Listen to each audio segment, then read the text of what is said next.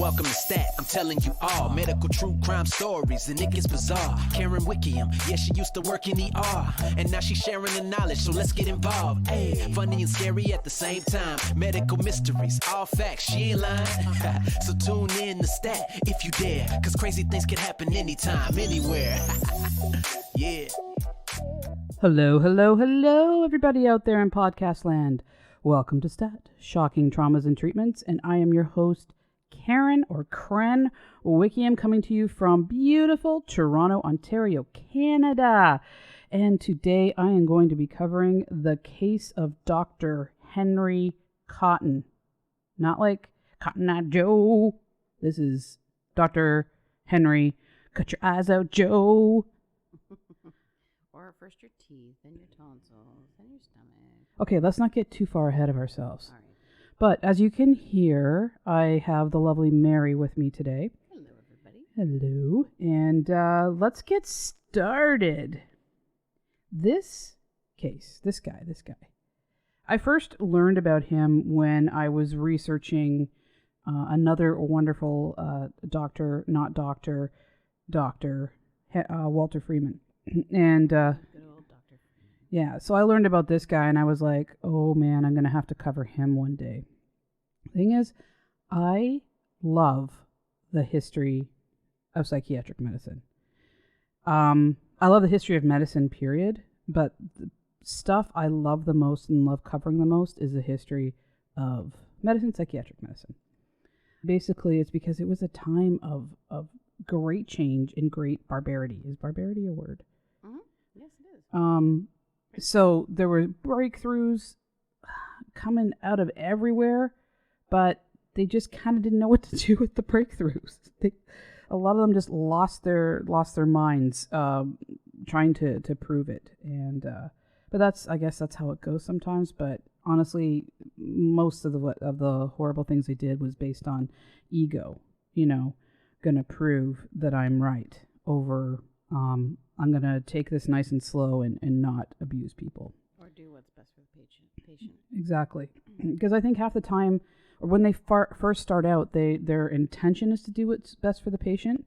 I think most of them do. But then you've got a maniac like Cotton, who from the very beginning was, he was bound and determined to be famous and to go down in history, and he just loved the power and the following from everybody, and everybody falling over him. Isn't he a genius? And Freeman was the same. As we remember, he was brought up to be told that he was the genius of all geniuses. So we can see the psychopathy right from the beginning. Except I couldn't find a lot of information about Cotton in his early years. Like, I don't know anything about his upbringing. About his parents. I dug around, and I guess there's just not a lot of information about him from his youth. Maybe it's because Cotton, he started out in the late 1800s, early 1900s. So maybe it was too far back to really gather a good. I don't know. Maybe the family was just really private. Like, we're not going to talk about this Henry guy because we don't really want anybody to know that he was our son. Is that possible? Possible. You would think if he was an orphan or something like that, that would be known somewhere. Yeah. Yeah. No. There's not a lot of information about his youth. So let's just get into this. So this isn't just a story about Cotton. Like I said, it's about a good history lesson on mental illness, a little bit from the 1860s to the early 1900s, but it's mostly between early 1900s to about 1930, which was, like I said, one of those times of great discovery. And also you're going to hear a bit about Trenton Hospital, which was an asylum. And I don't know if a lot of people know about this hospital, because you hear about Willowbrook and Penn State and many other places, but I personally haven't heard a lot about Trenton Hospital. So Bellevue is another one, and Bedlam. Do you know that Bedlam?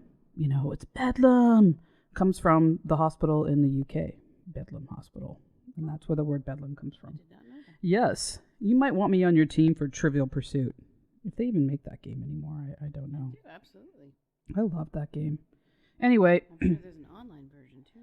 Oh, yeah, there is. There is a one we played on Xbox, and I had a little fit because my son could ring in faster than me, even though I knew the answer before him.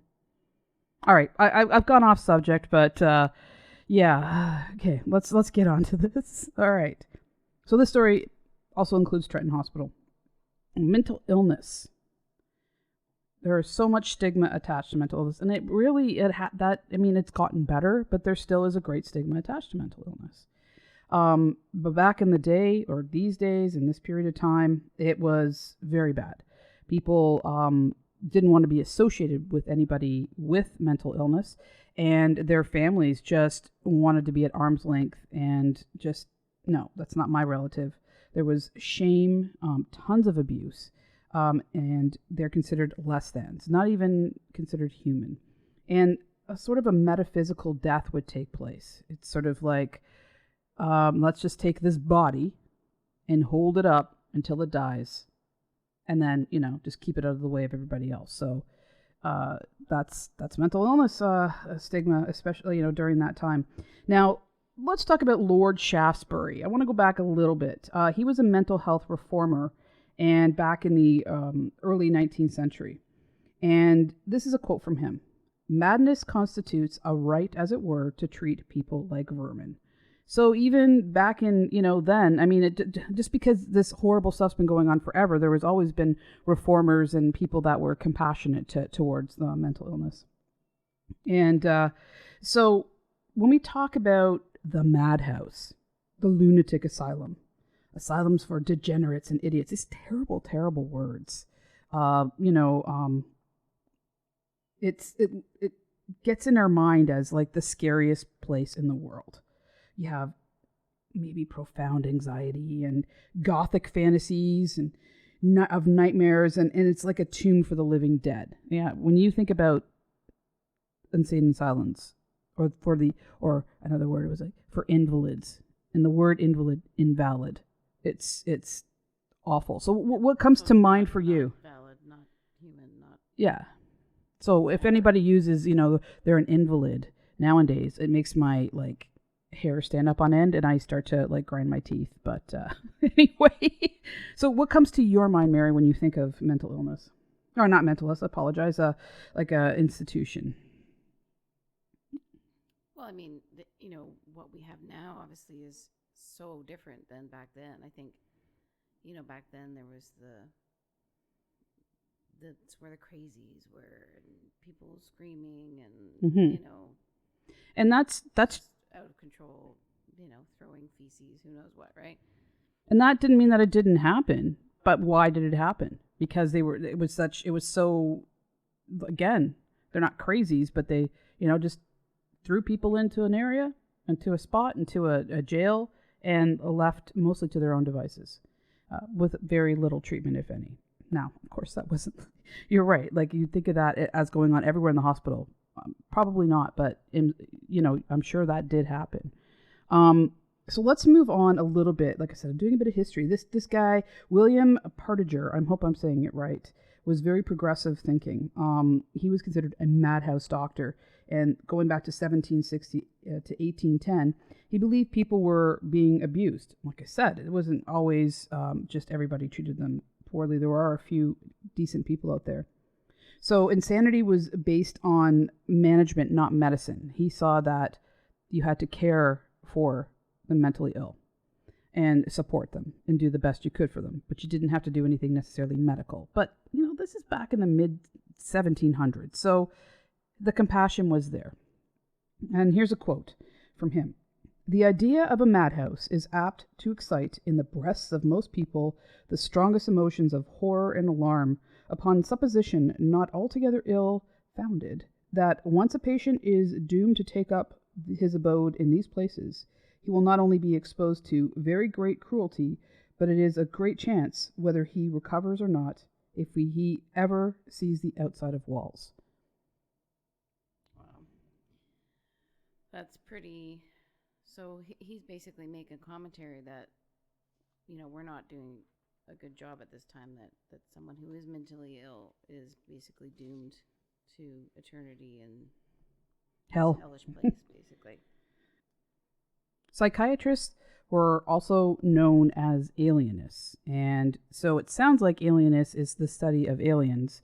And it's not that. It's kind of a type of psychiatrist psychologist. So it was often used as a broad term, but they had very specific things they would do. So alien comes from the French word alien, which means mentally ill person. So there we go. Yes. I speak French. Okay. Aliene. I might not be saying it right. It's A-L-E accent aigu, N-E accent aigu. So, alien. Okay. Maybe I'm just making it sound good. More than I need to. There was a show called The Alienist.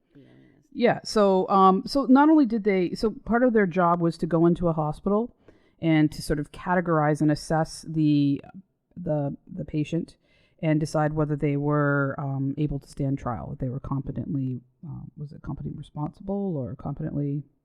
Now they say NCR, like not criminally responsible. Criminally responsible. Yeah, exactly.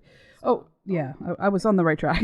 probably some people who do try to fake that, right? I mean, of course there are. Gosh, yes, absolutely.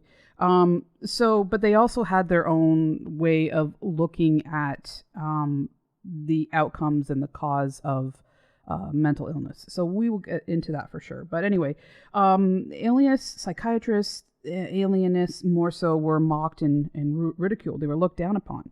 And their sanity was questioned. And they were all called shrinks and quacks and bughouse doctors and smiling hyenas. I haven't heard the smiling hyena one before, but... And they themselves received great stigma. And so the same things that were often aimed at the patients were aimed at the doctors. And some of them did act like a man, and you could take Cotton as an example. And you're not a real doctor. But this is, yeah, I guess it's still, people still say it, but that's untrue. The insane asylum was a depository to house the mentally ill. They weren't treated humanely, and it was a place to store degenerates, as they would call it. Some of these words I use are not my words, but it describes what's going on then. And that's how they were seen, and that they were kept there often until they died. So basically, keep them out of sight, out of mind. Trenton Hospital was one of these places. It opened in 1848, and it housed over 2,000 people in its heyday. It was not meant to house anywhere near that amount of people. It didn't start off as a prison for the mentally ill. It was the project of a highly respected activist called Dorothea Dix, who she's really cool and worth covering of herself. She fought for the humane treatment of the mentally ill. So here they would receive professional and therapeutic care. But that didn't last long, though. People slowly started to get placed in there by families who no longer wanted to carry the stigma of having a lunatic as a family member. And it wasn't done for treatment. It was done out of selfishness of the family. Other people that were sent there were seen as public nuisances or maybe severely disabled.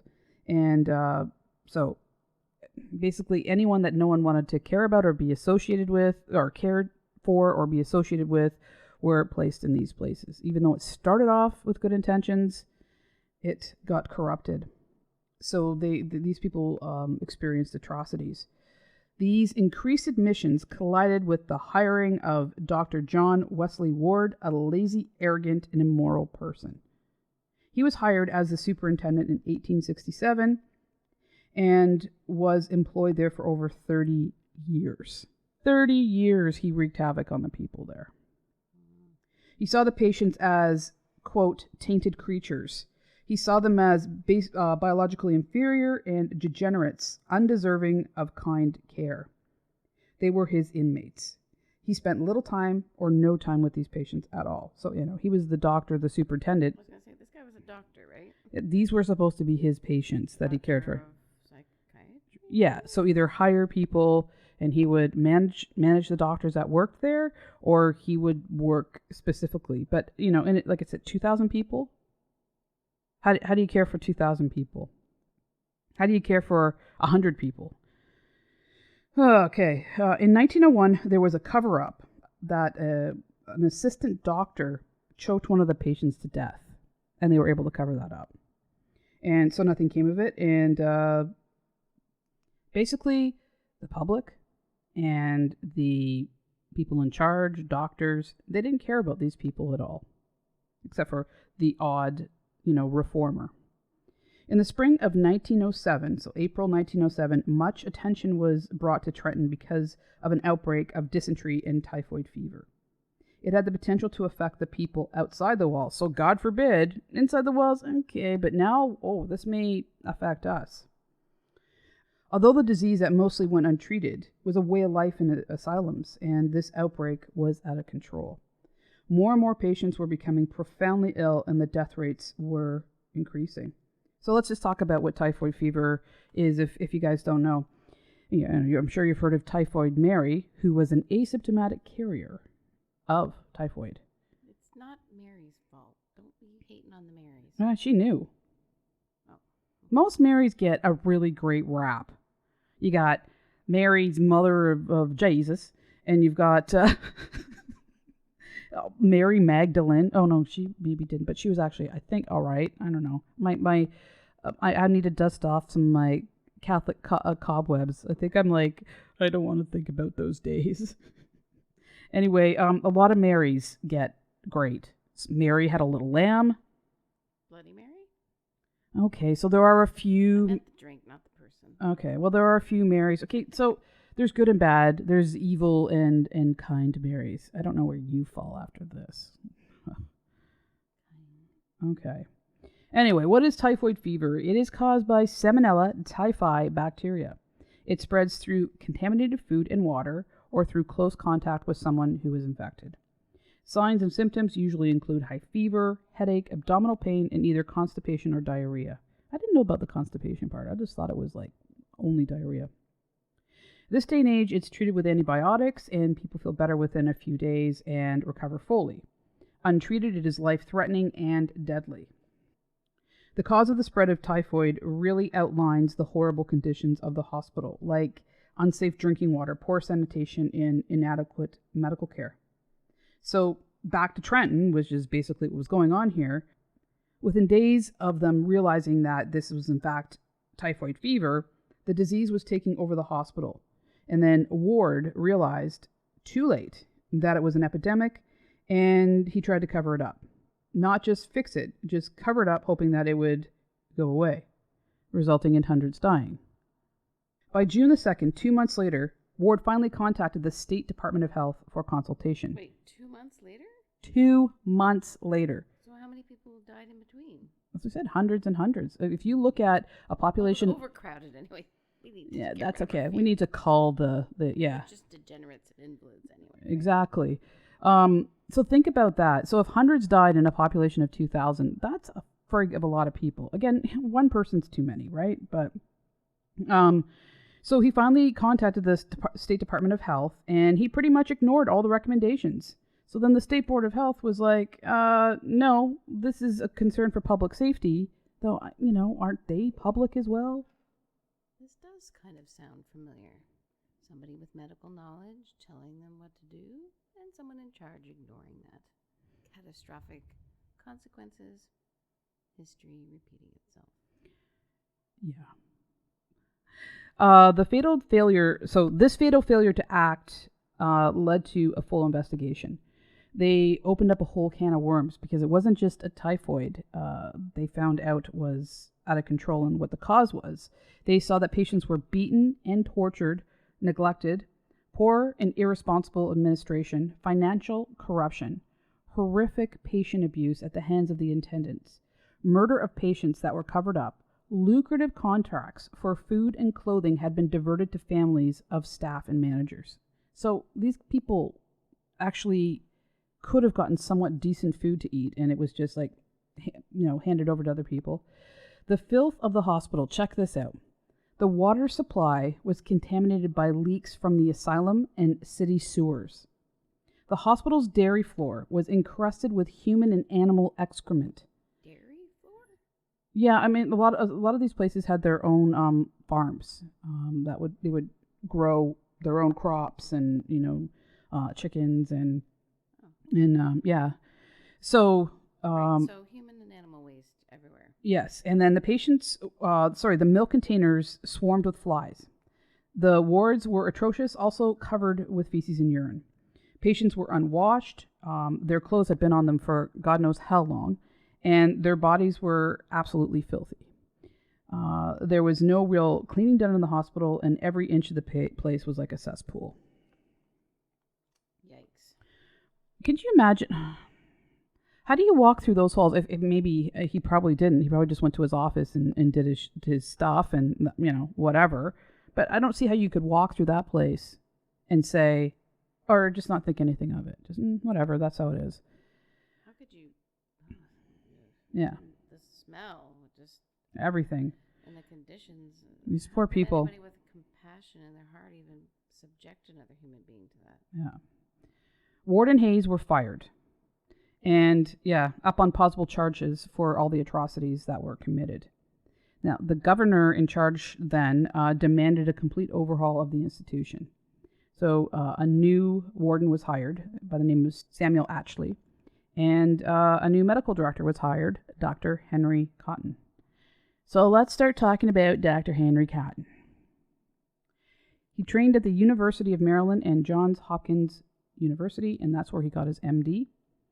He apprenticed in psychiatry at Shepherd and Pratt Hospital, which was at the time a highly touted place to. I don't know anything much about it, but that was one of the places to go. And he worked under a revered Princeton graduate by the name of Stuart Patton. He then received an even more prestigious post at Worcester State Hospital, where he worked under one of neuropsychiatry's most prolific doctors by the name of Adolph Meyer. Then he worked under them there, and then eventually moved to Danvers State Hospital and continued to work with Adolph Myers there. I want to talk a little bit about Adolph Myers. I have a question. Is it John Hopkins or Johns Hopkins? Johns Hopkins. Okay. Thank you. I never knew that. So, Adolph Meyer.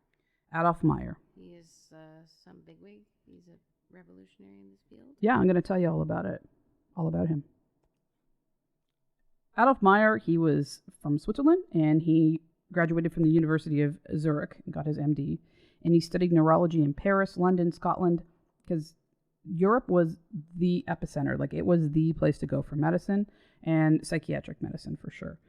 He moved to the U.S. in 1892, and he taught at the University of Chicago, another very prestigious university at the time.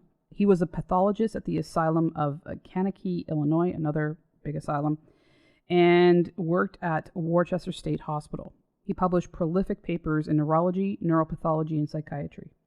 In 1902, he became the director of Pathological Institute in New York State, and he shaped much of American psychiatry. And so this is where I think it gets really cool.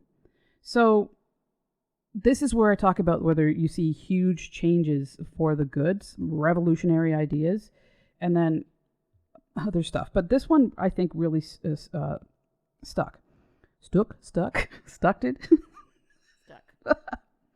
He emphasized the importance of keeping detailed patient records. Before, this just was not happening. And he worked with Emil Kraepelin, who basically is the father of the DSM, the Diagnostic Statistical Manual. It's at the fifth iteration of it now, which is basically the Bible for psychiatrists. So he pretty much, he put a classification system in place that led to us understanding to this day the different types of psychiatric illnesses. And he also adopted some of Sigmund Freud's ideas of psychoanalysis. So we think about Meyer. He took the detailed records of patients, classified them, and used some psychoanalysis. So that's a big thing to promote and to get out there in psychiatry in those days, because it just wasn't being done. So he adopted all three of those. In 1900. So Dr. Meyer was also, he was a doctor, but he was also a neurologist? Did he have a neurology background as well? He was a neurologist. And so he's got the understanding of the yes, nervous system from that. yeah. Is that common for psychiatrists back then? I don't know how common it was, but like Walter Freeman started off as a neurologist, if you can remember, as well, and then got into psychiatry. I think understanding the inner workings of the brain often led people to psychiatry because, well, this is how the brain works and what happens, and then What went wrong? Yeah. This is what should happen. Why is this happening? Yeah. So he neuropathology, right? yeah. And he adopted all of pieces of all of these things, and that's really revolutionary. And you can see that that's still the case nowadays, right? Like it has come up to this point where doctors do take detailed records, and they classify the patient, and psychoanalysis, or under different names now, is still how many patients are treated. It's sort of like the base of it. Certain counseling types would Yeah. be beneficial. So this is part of the reason why he was, considered so revolutionary. So in 1908, he became the director of the prestigious Johns Hopkins, and he was there until 1941. His main contribution to psychiatry was, well, everything I told you, but in particular psychobiology, which with his neurology background, that's where the science comes into it. Mental illness was the product of dysfunctional personality, not the pathology of the brain. Also, that chronic illness could cause mental illness. And what I thought was really cool, too, is that he pretty much came up with occupational therapy. Like, his belief is that we can't let these people in the hospital just stagnate and sit around and do nothing. He wanted to exercise their minds. He wanted to give them something to do. He wanted to rehabilitate them. So, and we know occupational therapy is really an important part of all recovery. Cool. Yeah. So Myers in part introduced science to psychiatry. He wanted to revolutionize the old-fashioned asylum practice. Quote from Myers: pathological research that aimed at laying bare the biological roots of a mental disorder. End quote.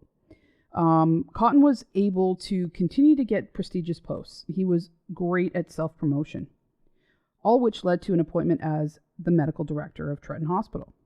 So Cotton took pieces from all his posts and the prominent doctors that he worked under, and he cherry-picked the elements that he liked and threw all of them into a pot that cooked up a monstrosity known as surgical psychiatry. So again, it's good to pull out pieces and then adopt them to use them all together, but his ideas became diabolical and to some degree unoriginal.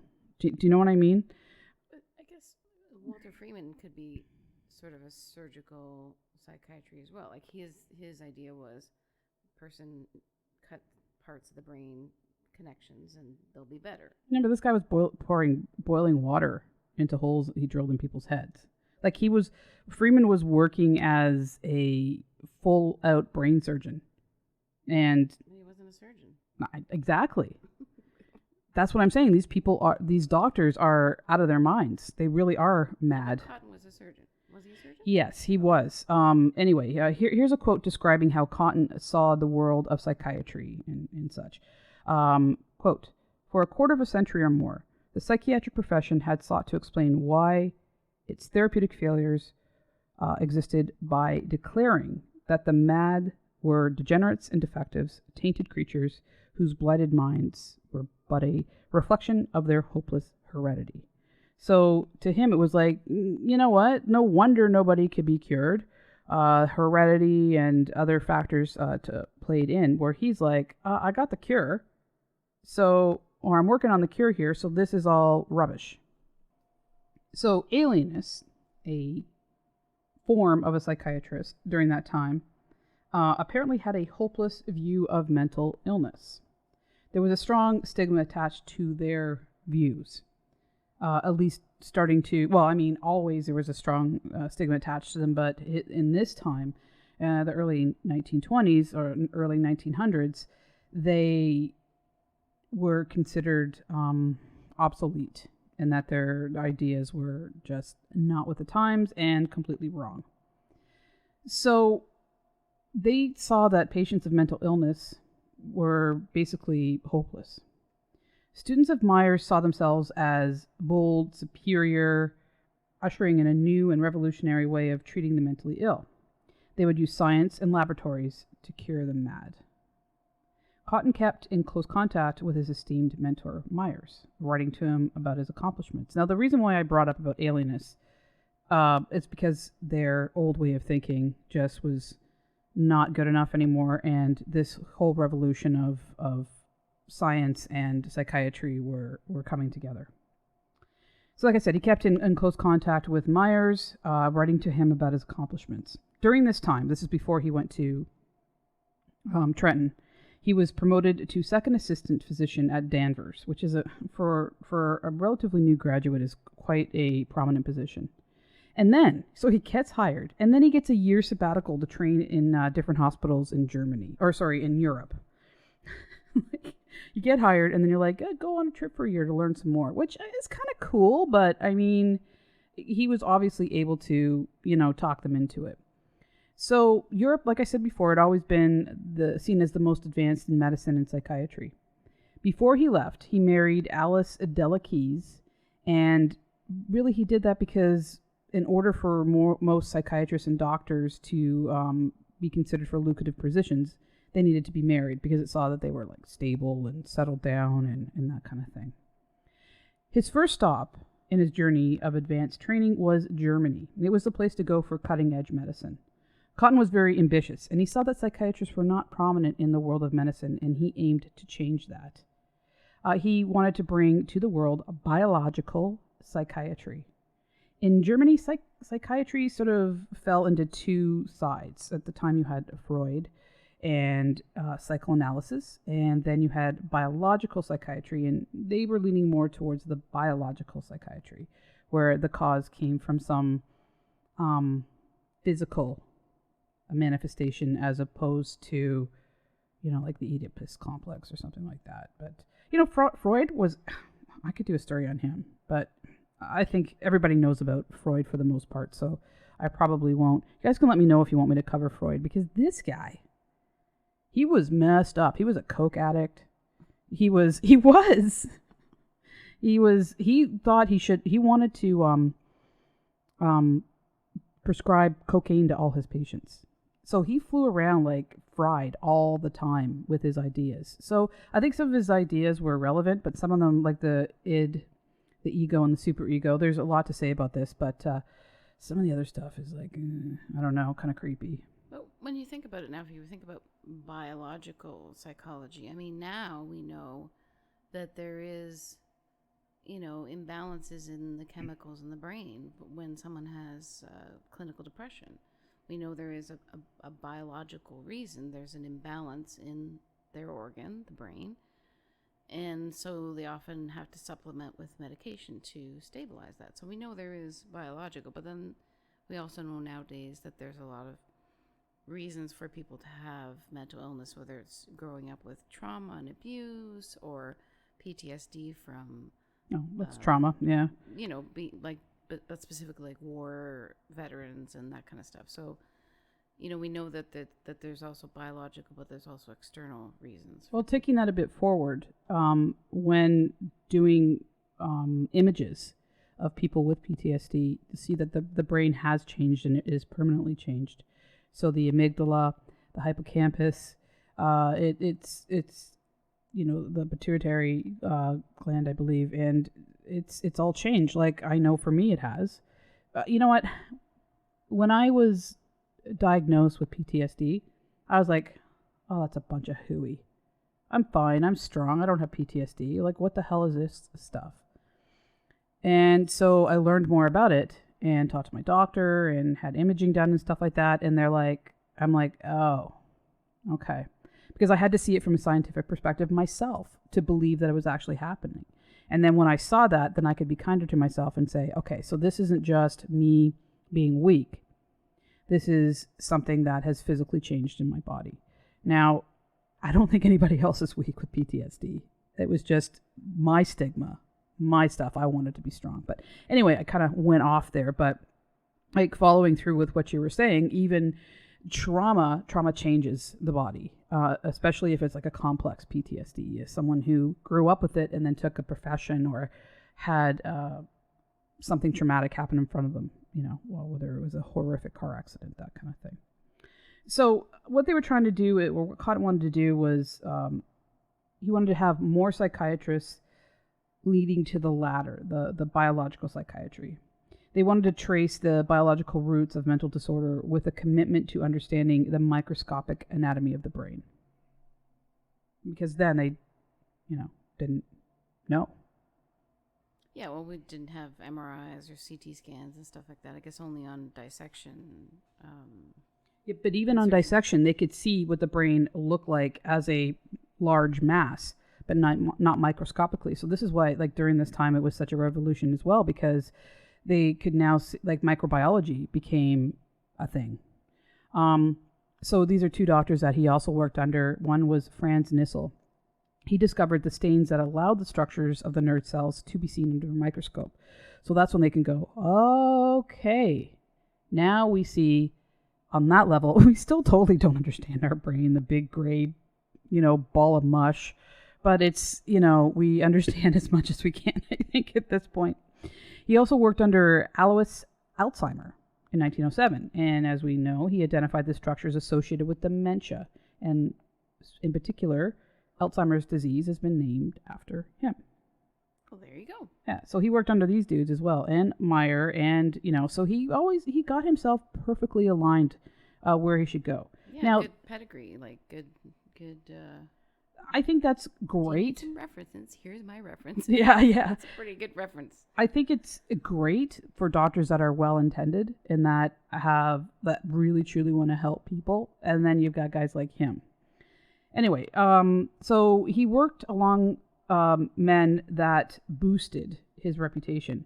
When Cotton returned home, he was promoted to assistant superintendent at Danvers. So he's hired, goes away for a year, comes back and gets promoted. That's a pretty sweet deal there.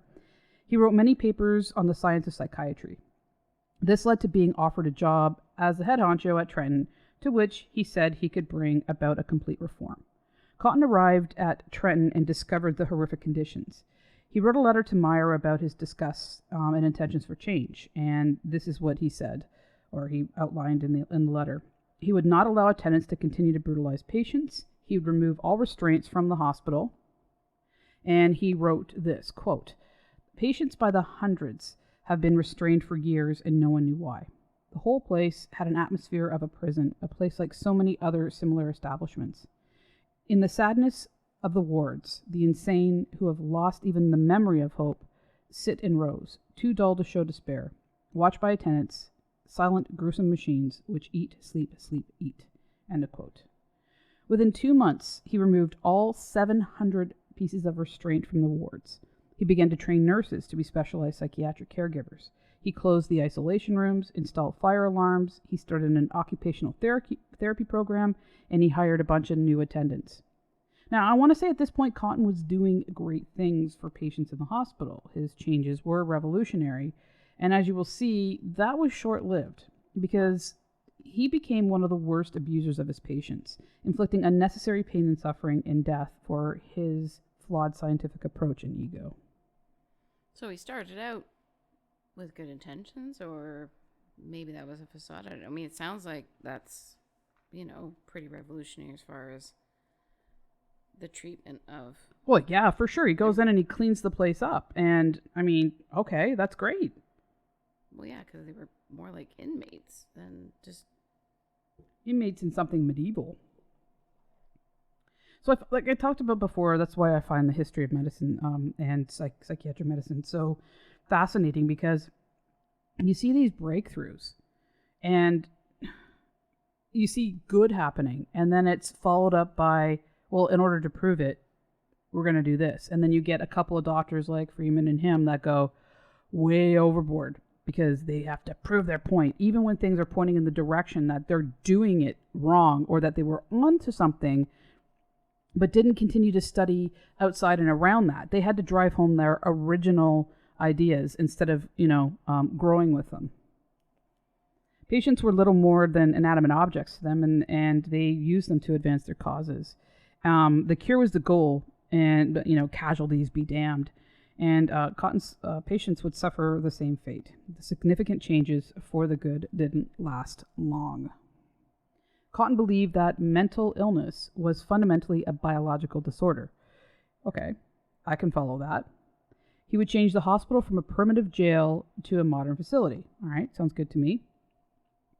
And one of his beliefs that he adopted from Myers was to do a full history and observation of the patient, and that was needed before you could diagnose their illness and what type. Okay, still, we're going in the right direction here, right? Good. That's a good start. He built an operating room, improved laboratories, a functioning medical ward, isolation rooms for people with infectious disease, a current medical library. He set up regular staff meetings to discuss the new scientific approach and case studies. He adopted or brought in local doctors to be trained as consultants for the specific type of, medicine he wanted to do. And they were then soon hired, and other doctors and specialized doctors were hired, and they were trained to be biological psychiatrists. Again, sounds pretty good. Sounding okay. And then off the cliff. Like lemmings. Lemmings! Oh, God. Is that what they sound like? That just hurt my heart. I don't know. So can you imagine being a patient during the worst times of Trenton? Okay, I can't even imagine. But then you see massive positive changes, only to be abused under the shiny new veneer of Cotton's megalomania. So you're like, oh, this is horrific. And probably, it's horrific. And then, wow, holy crap, this is fantastic. Oh my God, this is horrific. Like, what kind of whiplash is that? Coup contra coup. Nasty. I want to talk about the scientific approach that Cotton touted, but first I think it's important to talk about another thing that had come about and was revolutionary during those times and just before it. Sterile technique and antisepsis. Wash your hands. Yeah, and actually find ways of sterilizing and cleansing an area. Anesthetic. That was huge. Anesthetic or antiseptic? No, anesthetic. Like, they could actually put people out for long periods of time pretty safely. So now you could... Oh, I thought you said antiseptic. Oh, I said antisepsis. And so it sounds close. So lives are being saved when the outcome was very poor before. Infection rates went down and the quality of life was improved. Now, there was still, a lot that wasn't great, but that was huge leaps and bounds. Because we could put you out while we take out your spleen. Yeah, I was reading about Mutter, the doctor. He has the Mutter's Museum. He, back in France, back in the 1700s, one hospital had paid $600,000 a year. Now, think about that, how much that was back then, in wine. And that's how they... That's how they anesthetize patients. So they'd be like, I'm so drunk they don't even... Yeah, so like, ooh la la, have a glass of wine, you're feeling so much better. Oh, we're going to remove your upper jaw. That actually happened. They gave this guy a glass of wine, and they proceeded to remove his upper jaw. I don't think any amount of wine in the world would help that. And then I talk about Mutter at some point. I just like saying his name. So... the emergence of microbiology on top of that, there were, the breakthroughs were made in discovery of the causes of many deadly diseases and debilitating diseases. And then serums and vaccines were discovered. So think about all this that was going on in the early 1900s. It's pretty friggin' amazing, right? So they were able to find out what typhoid, malaria, cholera, diphtheria, and tetanus was, how it was caused, that it was like a bacteriological revolution. But antibiotics didn't come into play until the 1940s. So they were able to identify it, come up with some serums, pretty scary serums, and vaccines that they had to do some pretty crazy things before they could work. Anyway, alienists were further frowned upon because they believed that insanity was a product of evolutionary regression or a breakdown caused by a defective heredity. It was irreversible. It was damage to the brain and body. These people were tainted and defective, and this would carry on from generation to generation. There was no expectation of cure, which led to something even more dangerous and diabolical: eugenics. What are eugenics? Basically, eugenics are wiping out a whole population of people to stop the tainting of society for the betterment of society. It's sick shit. One of the doctors... Genocide. Yeah. Yeah. So there was a very prominent doctor by the name of G. Adler Bloomer who promoted eugenics as the only solution to mental illness, as well as disabilities, criminals, and the very poor. He was of great influence. He just like sterilized the mentally ill so they can't pass it on. Well, he preached that these afflictions... he was a little bit of a drama queen. He preached that these afflictions led to the possible extinction of the human race and must be eradicated. It was a rough and ready method to fix the problem. So, selective breeding. They would decide who could marry who. Sterilizing people. Of course, it was involuntary sterilization. So, a bunch of people were sterilized and didn't even know they were. Because, didn't tell them. We're going to do this procedure. Boom, sterilized. And one of my favorites, it's not my favorite, it's just friggin' sick, was the murder, as they would say, of defective babies and their mothers. This is Nazis. This is friggin' Nazi beliefs, doctrine. It just makes me crazy. If you can see my face, it makes me crazy. Here's a quote from Bloomer.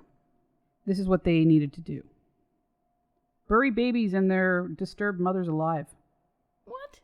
Putting aside sentimental concerns from the point of view of science. Nah.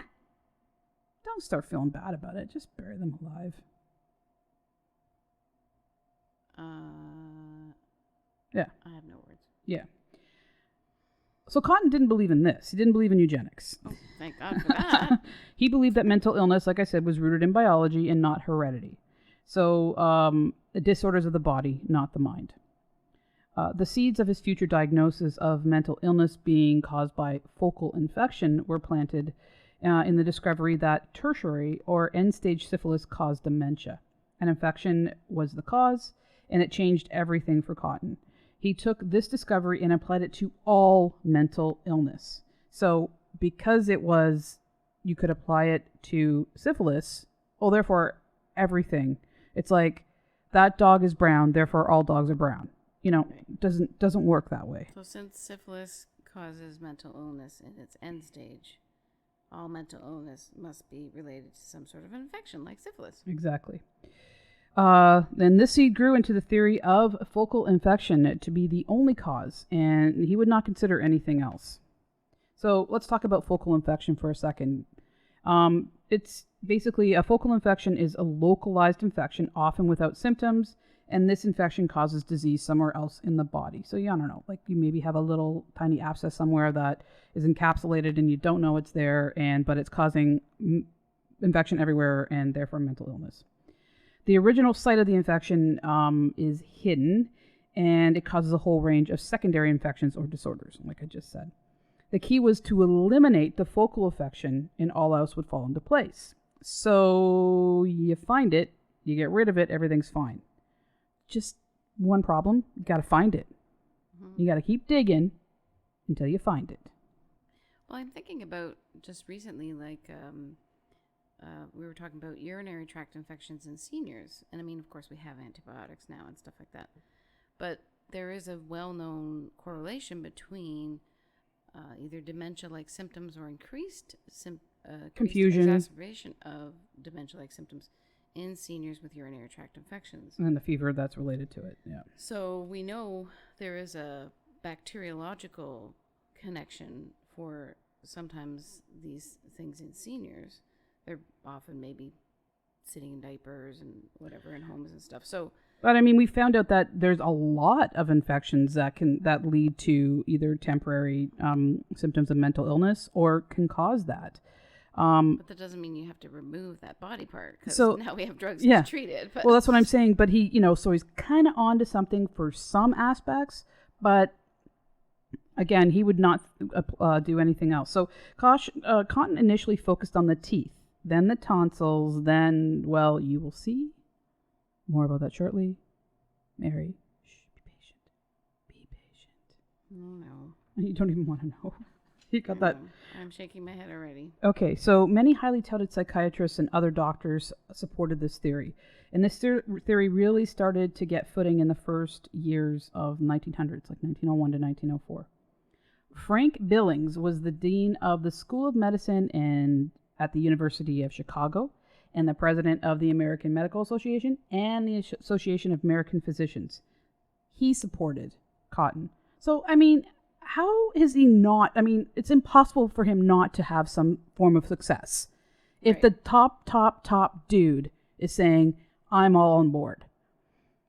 So he had the members of these organizations, as well as students and professions of the University of Chicago, studying and solely studying focal infection. He carried this theory on through until 1915 and delivered a lecture. So I'm talking about Frank Billings here, okay? He carried this theory through to 1915 and delivered a lecture on focal sepsis to the very prestigious Stanford Medical School. And here's a summary of what he discussed. Quote, the existence of focal infection of the jaws without the manifestation of much discomfort is remarkable, often not discoverable by inspection, and escapes the attention of the physician and dentist. So there's where that, like, let's start at the teeth, the jaws. And deplorable as the loss of teeth may be, that misfortune is justified if it is necessary to obliterate infectious process. End of quote. So they went on to include the removal of tonsils of both adults and children. So if the teeth didn't work, let's take out the tonsils. And we already know tonsillectomies are really dangerous, or not. You know, they're dangerous in adults and a very hard recovery. Can you imagine doing that back then? Oh, I don't want to think about it. So, you know, from the tonsils, they'd go to the digestive tract, the bowels, and the genital urinary system of women. And then surgical intervention was to continue until all infection was eliminated. The Johns Hopkins University and the Mayo brothers, who eventually had Mayo Clinic, jumped on board. So now, okay, so you've got the head guy of everything who was also president of a school, does lectures at Stanford, and he has the Johns Hopkins and the Mayo brothers all on board. Like, how could this not move in this direction? It was a train out of control. So the push forward to a new era of experimental bacteriology was firmly in place. These new methods of studying and implementing surgery to combat focal sepsis was not unique to North America. Leading figures in British medicine and surgery were hard at work developing surgical bacteriology. And it was uncertain as to the exact time that Cotton became obsessed with the treatment of mental illness with surgery, but it was, seen maybe around 1915 to 1916. And he saw it as the master key to unlocking the mysteries of mental illness. So he had begun to experiment with the sickest patients in Trenton. The first 50 people he treated with removal of their teeth, as determined by x-rays. These are like very rudimentary x-rays, but he'd x-ray them, say, tooth's got to go. But if a tooth showed any kind of abnormality, it was removed. So if it was a bit crooked, or whatever, they basically took all the teeth out. What was oral hygiene like back then, too? It wouldn't be great. So basically, probably most of the world had mental illness caused by their nasty teeth.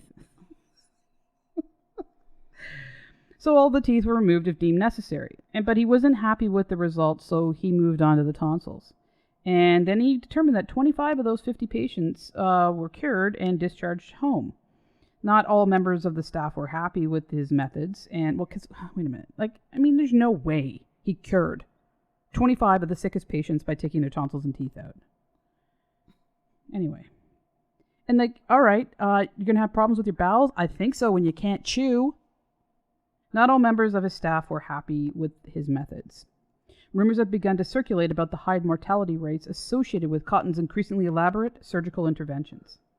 He turned to Myers for support as he sensed that his position at Trenton Hospital was in threat of being terminated. In fact, it was. They were already looking around for someone. So he goes whining to Myers, they're going to fire me. And then Myers says, Well, that's not going to happen. And he used his powerful influence to threaten the powers that be, and Cotton kept his job.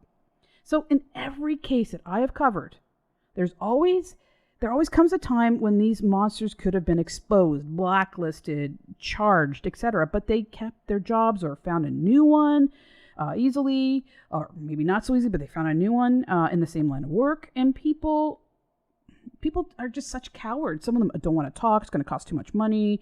I might get fired. All these selfish reasons why these doctors got away with it. I mean, just most recently we talked about Michael Swango. Like, how did he keep working and working and working and working? That's what I was just thinking that.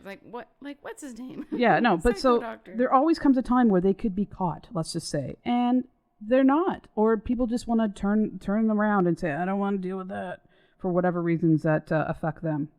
Swango, there were so many times that he should have been. Yeah.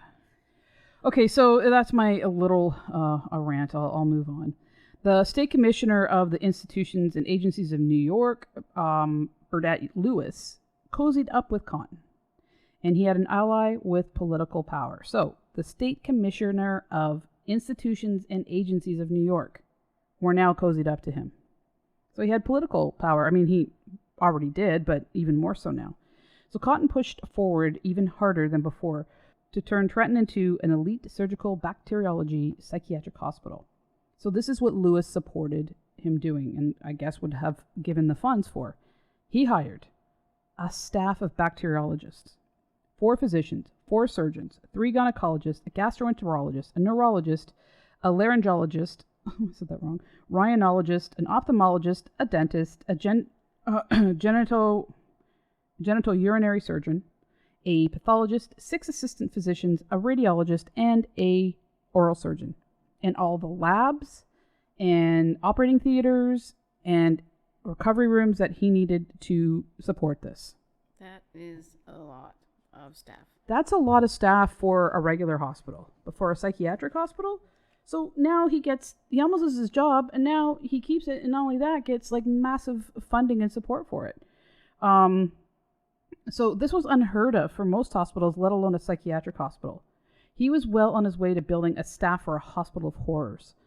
Every specialist he hired, now think about this, represented a part of the body that could be removed. Like, gynecologists. Why would you have 3 gynecologists hired to a psychiatric unit? Laryngologist for, larynx. Rhinologist, nose. Ophthalmologist, eyes. Gastroenterologist, stomach, bowel, among other parts that include gallbladder, appendix. Well, that's part of the bowel, but you know what I mean. Dentist, pathologist. You look at all those doctors. Those doctors were there to target those areas of the body, and so you will see soon how the patients were forced, without their consent, kicking and screaming down the halls to the operating rooms to have their bodies mutilated. And they literally were taken kicking and screaming. And he would say, well, it's proof they need it. Look how crazy they are. It makes me feel physically sick just thinking about this, Mary. I mean, Can you just picture, maybe my imagination's too good, but I just picture this place. This guy walks in, he goes, that one right there. And we're going to go into their stomach. And because the stomach is really nothing more than a cement mixer for the body, which I will get into more of his theories on that. It's just a cement mixer. So there's no movie that can compare to the real atrocities and terror that were about to take place in Trenton Hospital. Cotton now moved aggressively to implement his attack on focal sepsis because he had everything he wanted in place. The staff he hired were not just doctors or scientists that were willing to support his goal. They were like very highly respected members, talented doctors that were hired. So he just didn't get any, Joe Blow off the street. He got some of the best to work for him. Now, during this time, a new type of mental illness was being seen in soldiers who fought in World War I. Trench warfare caused millions of soldiers to die and hundreds of thousands to have what is now known as PTSD. PTSD had affected the soldiers in different ways. And as we are pretty commonly is known now, they suffered it was unique to the person. And some would get what they called hysterical blindness, so they'd lose their sight. They couldn't sleep. Some couldn't speak or hear or walk or even function. They would scream and cry uncontrollably, sometimes at night, during the day. They were, I would think, having flashbacks and intrusive thoughts. They dissociated. They lost track of time and place. And some would become catatonic, which is sort of the what we covered already, and some suicidal. What did they call it back then? They didn't call it PTSD. Was it shell shock? Shell shock was part of it. Was a yeah, term? Or combat neurosis. Oh, that'd be like the technical term. Yeah. So these men were truly suffering from the horrors of war, and women. Yeah. Yes, of course. Yes, and women. And as we talked earlier, their brains were permanently altered or damaged. Mm-hmm. Instead of being treated with compassion, they were labeled as malingerers, cowards, degenerates, and they were treated terribly. Some were imprisoned and sometimes shot. The military tried to suppress the number of those suffering from, like I said, shell shock or combat neurosis, and just they didn't want it to get out there what was going on. But Mary, tell me, was it infection that caused this, or was it the horrors of war? I'll choose B, the horrors of war. Yeah, exactly. But Cotton is going to say, well, they lived in filthy conditions. That's what caused it. Oh, well, they couldn't brush their teeth properly. Did they even brush their teeth then? I'm sure they did. Yes, there was like a powder that they used to use. Yeah, that's true. Sort of powder or something. But you know what I'm saying? You know that he could apply. Listen, if you survived trench warfare, I think your body could overcome a little bit of bacteria. Yeah, but he wasn't going to... So this is a time where he could say, okay, infection, mental illness, but wait a minute. There's something that really stands out in this situation that's a common denominator: war, trench warfare. But he was unwilling. He had blinders on. He just wanted to go, boom, this is what it is. I'm going to make psychiatry as prominent as everything else, and I'm going to be famous. So... And yes, after seeing 1917, I could see how... I mean, any war is horrific, but that was a fantastic movie, but just, Oh, yeah. I mean, it's stuff that... It's horror. Young men, too, that were, some lied about their ages to go. They were teenagers. There's no doubt, I think, in most people's minds what war does to people and victims of war. So not just the PTSD coming out of the war, numbers of other mental illnesses started to increase. And like any sociopath, he saw this as an opportunity to push his cure. He felt he had the perfect opening to have psychiatry respected and included with all other physical specialties. We're going to end there because the next part's going to be about what he did and how he got away with it, and just him getting increasingly mad himself. So that's the next part. That was a lot of information I gave, and I love to dig deep into stuff, but I think it's important for us to understand what was going on at the times. And I think maybe if I find it interesting about breakthroughs and then atrocities together, maybe one of you might. So it was a bit of a long episode, but... No. I mean, I think the other thing that's important too is you see, because you sometimes go, how did this person get away with this? But you can see he had like super heavyweight people backing him, like a guy who was like in Myers, that's like the godfather almost of psychiatry. Like, yeah. So he had people that were very prominent and high up in his corner, so to speak. Yep. He just kept sliding through. He was very charming. He was a snake oil salesman, and he had a lot of people fooled. And so that's where we're gonna leave off today. That was a lot to take in, and so looking forward to sharing with you the next part of Dr. Henry Cotton. Harry Cotton? I guess Cotton can be hairy, I suppose. Dr. Henry Cotton. Paging Dr. Henry Cotton. Oh, yeah. Paging Dr. Harry Balls. Hey! Oh, Mary getting a little crazy. I think it's time to end this episode. So, everybody, please stay safe out there. Please wear your mask. Wash your hands. Socially distance. I know the people I'm talking to don't need to hear this, but please do that. Stay safe. And don't forget to take care of yourself, take care of one another, love each other, and love yourself. Peace. One love. True crime and it gets none realer. Sometimes it'll be the cure that'll kill ya. Gotta watch out, yeah, you gotta watch your back, cause you don't wanna be another episode on Stat. Thank you for tuning in, learn a thing or two. These medical mysteries can be unbelievable, yeah. Subscribe, make sure you do that so you'll be tuned in and be ready for the next show. Stat.